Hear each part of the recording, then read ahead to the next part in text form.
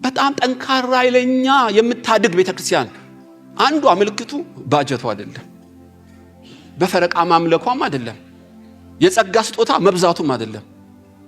እስከ መጨረሻ የምትሄድ እስከ ምድር ዳር የምትሄድ ድምጿ እንደ ነጎድጓድ የሚሰማ ቤተክርስቲያን አንዱ ምልክቱ የመንፈስ አንድነቷን የምትጠብቅ ከሆነ ብቻ ነው።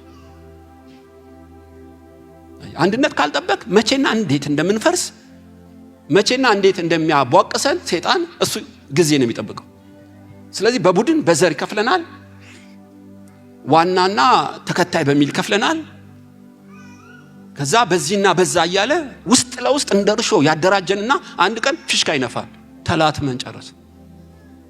ስለዚህ ቁጥሯ እንደሚያድግ ለወንጌል እንደሚያድግ ባጀቷ እንደሚያድግ ሁሉ የመንፈስ አንድነትን ለመጠበቅ መጋደል ያለባት ቤተክርስቲያን ረጅም እንደምትሄድ ምልክቱ ነው። ጳውሎስ አደጋ አንዣቧል በፊልጵስዩስ ውስጥ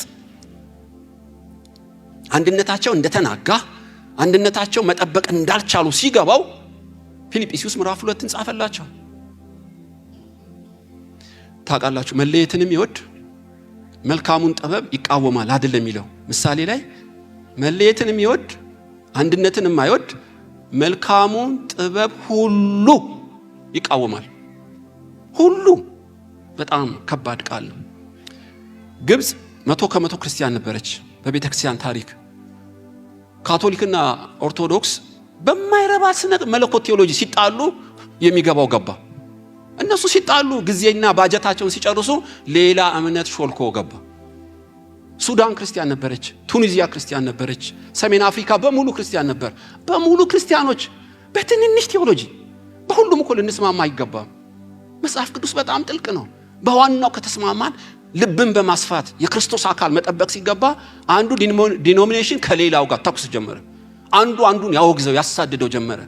ሲበታተኑ አጅሬ ነገሰባቸው አብዛኞቹ።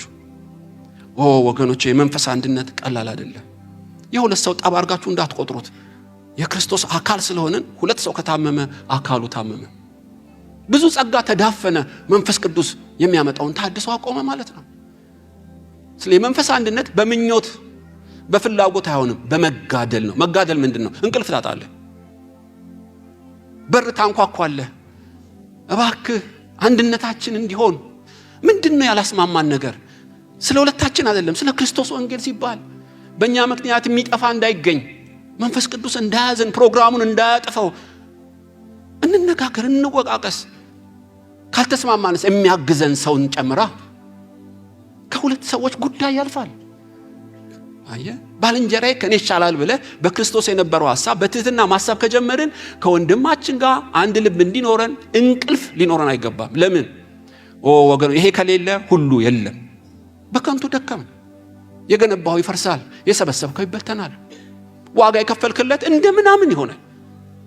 ሁሉ ነገር ቢጠፋ አንድነት ካለ ታውቃላችሁ ሁሉ አለ። ስለዚህ ነው በአገራችንም ኢትዮጵያ ላይ የምመኘው በነገድ በብሔር በጎሳ ህዝቡ አንድ እንዲሆን፣ አንዱ ያለማውን አንዱ እንዳያጠፋው፣ አንዱ ጉድጓድ ለአንዱ እንዳይቆፍር አንድነት እንዲመጣ ለሀገር ደግሞ ለቤተክርስቲያን መጸለይ